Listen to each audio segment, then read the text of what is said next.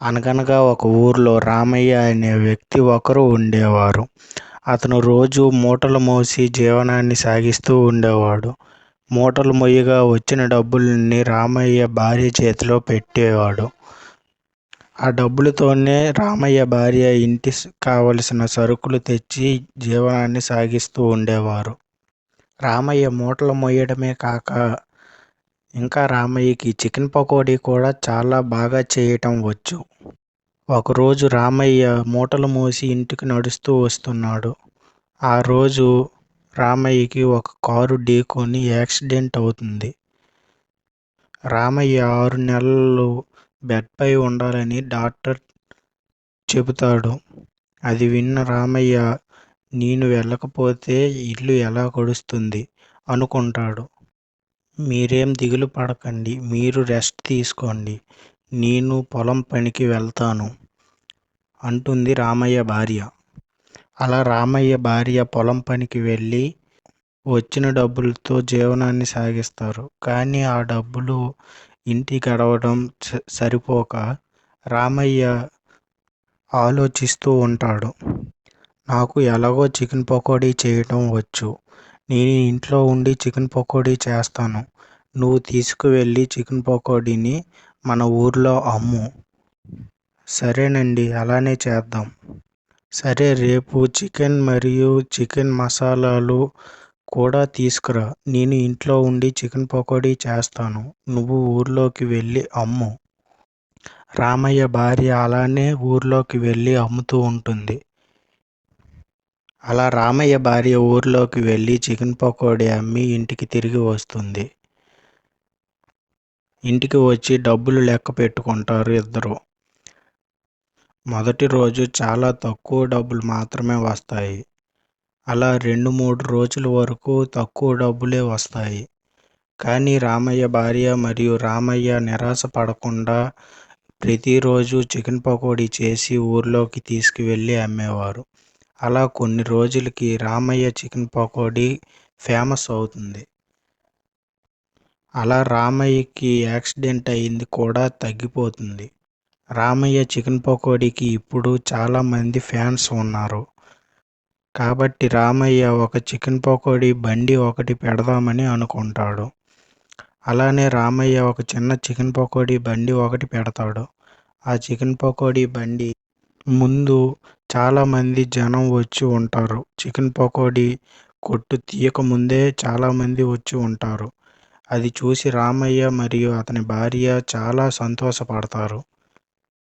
అలా కొన్ని రోజులు బాగానే ఉంటుంది. కానీ కొన్ని రోజుల తరువాత బర్డ్ ఫ్లూ అనే వ్యాధి ఒకటి వస్తుంది. దాంతో చికెన్ అమ్మకాలు ధరలు తగ్గిపోతాయి. అది చూసి రామయ్య కంగారు పడతాడు.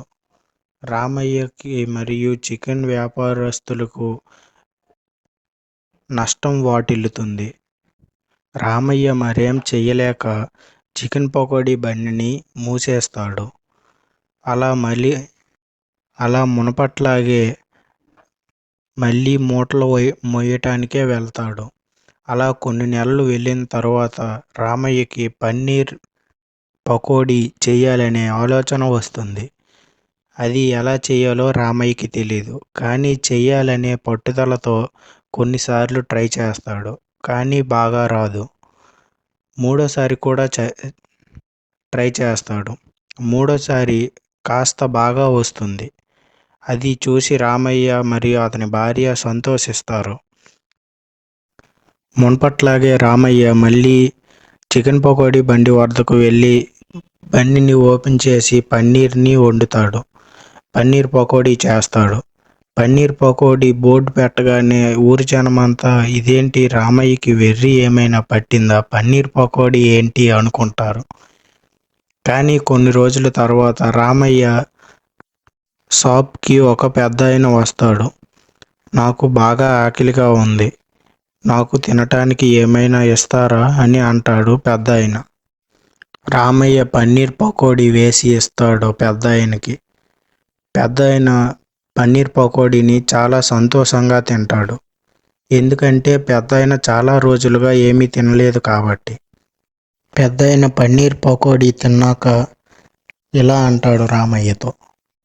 నాయనా, నువ్వు ఈరోజు ఏమీ ఆశించకుండానే నా దగ్గర పన్నీర్ పకోడీ ఇచ్చావు. అందుకు నేను ఈ పాల సీసాని ఇస్తున్నాను. ఈ పాల సీసాతో పన్నీర్ చేస్తే ఈ ఊరు మొత్తం నీ వద్దకే వచ్చి పన్నీర్ పకోడీ తింటారు అని చెప్పి ఆ సీసాను రామయ్యకి ఇచ్చి పెద్దాయన వెళ్ళిపోతాడు. రామయ్యకి ఏమీ అర్థం కాదు. ఇంత చిన్న సీసాతో పన్నీర్ పకోడీ ఎలా చేయాలి అని అనుకుంటూ రామయ్య ఒక కళాయిలో పాల బాటిల్ని ఉంపుతాడు. కానీ ఎంతకీ ఆ బాటిల్లో పాలు తరగకపోవడంతో రామయ్య మరియు అతని భార్య ఆశ్చర్యపోతారు. ఆ పెద్దాయన చేసిన మేలుకు ఇద్దరూ కృతజ్ఞతలు తెలిపి ఆ పాలతో పన్నీర్ పకోడీ చేస్తారు. అది చూసి ఊరి జనమంతా పన్నీర్ పకోడీని తినటానికి వస్తారు. ఎందుకంటే ఆ వాసన ఊరు మొత్తం వ్యాపిస్తుంది కాబట్టి. ఊర్లో ఉన్న ప్రజలందరూ వచ్చి రామయ్య బండి వద్ద లైన్ కడతారు. దాంతో రామయ్య వ్యాపారం అంతకంతకీ పెరుగుతూ ఉంటుంది. రామయ్య అది చూసి చాలా సంతోషిస్తాడు.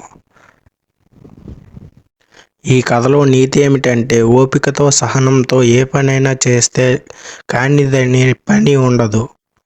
ఇలాంటి మరిన్ని వీడియోస్ కోసం మన డాడీ స్టోరీ టీవీని సబ్స్క్రైబ్ చేసుకోండి. అలాగే ఈ వీడియోకి లైక్ చేసి